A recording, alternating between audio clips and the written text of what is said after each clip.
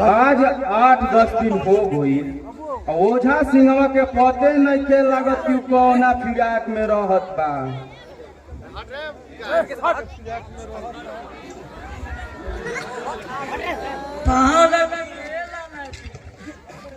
खुश रहे ओझा सिंह, अब मोटाइल रहो।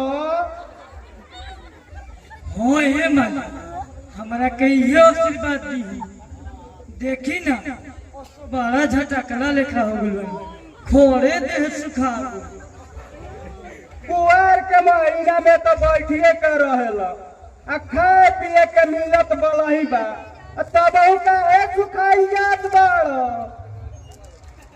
का कहिए मन हमनी के दोनों बेकत में एगो ऐसन बात हो गइल बा कि वही घड़ी से हम सुखाए जात बानी।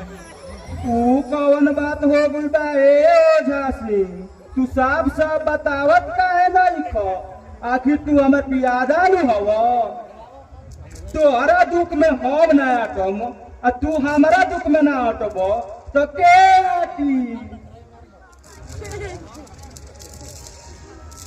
एक दिन हम ओझाई करे जात रही मालिक, अभी तो 8 दिन पहले तब से हमार में हरार जाए दिए मालिक। ई मते पूछे हेतना मरद मेहरारू भरल बा, कैसे कहूं? पहे में लाजो लागता और डरो लागता। हमारा रहते तोरा कौची के डर लागता? बेधड़क कह। अच्छा ना मानब तो कह देतनी, बाकी हेतना मेहरारू में केहू हमारे घरे कह देलस तो हमार उहे खिस्सा हो। धोबी के पूता और घोर के न घाट के।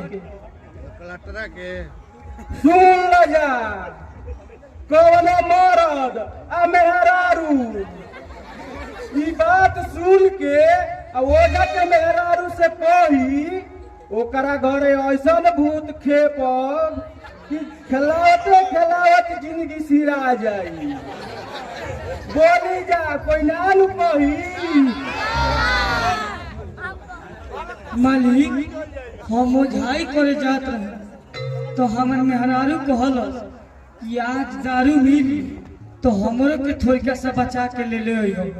हमरा के ओझाई में 1 बोतल दारू मिलल। तब से रास्ता में आवत खुनी 2 संगतिया भेटा गुलसन। हम लाजे ना कहनी कि अपने मेहरारू के ले जत बनी, उ कुल पी गुलसन। फिर ओकरा बाद का भइले ओझा सिंह? घरे अइला पे पूछाई तो हम बहाना कर देली कि हमरा यादे ना पड़ल। तब से हम ओकरा के एक झप मार देली। उ हमरा के गाड़ी दे के कहलस कि जो तोर माटी लागल, वही दिन से हमरा शरीर के माटी लागल। 1 रुपया हमारा भी ऋण बा।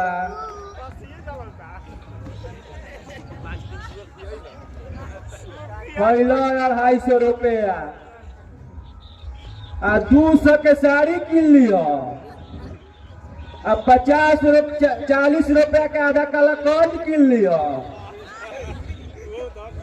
आ 3 रुपया के नमकीन के पैकेट किन लियो। आ बाकी उस 7 रुपया के उ सामानवा जरूर लियो ए ओझा सिंह। आ ले जाके दे दियो।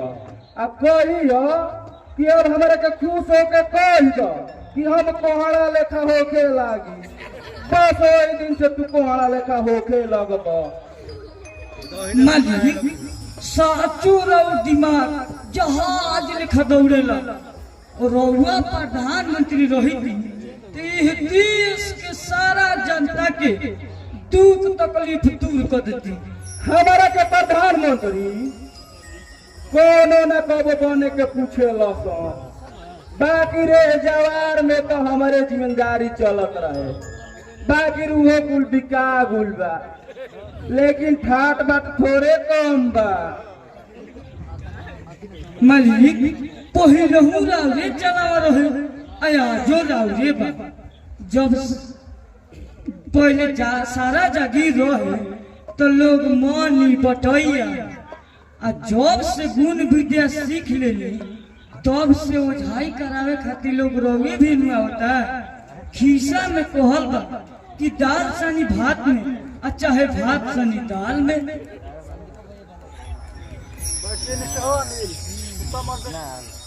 देखो ना ओझासी, हम भूतनाथ के एक जगह काम से भेजले रही, बुझाता मामला फंस गइल का। तो बहुत ढेर दिन से मुर्गा या दारू बिना जीव तड़फड़ाता।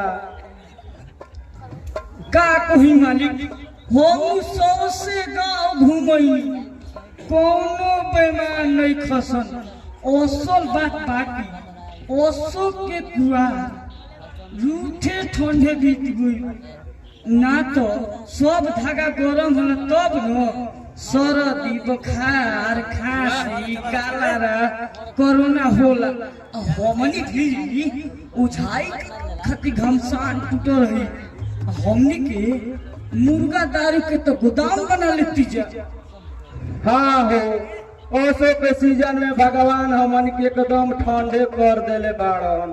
बाकी रिक्शे में सबरे के दाढ़ी मेवा पड़ेला।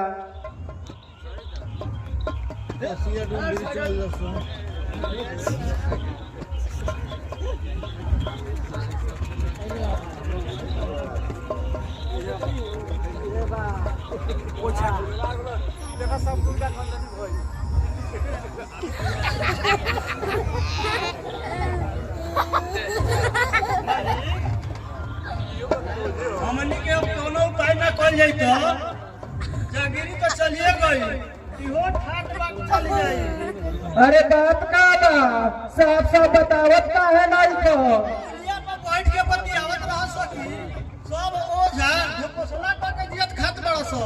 ये बतिया कौन कहत रहे? ई बतिया हमारा कहत रहे। कौन है हमारा? शिव दहन के पहिलकी मौगी के लइका ह। ओकर ही मजाल ओझा सिंह, ओकरा घर से फूट डालो तबे मछली छाछ पे चढ़ी। जल्दी कौन उपाय लगाओ।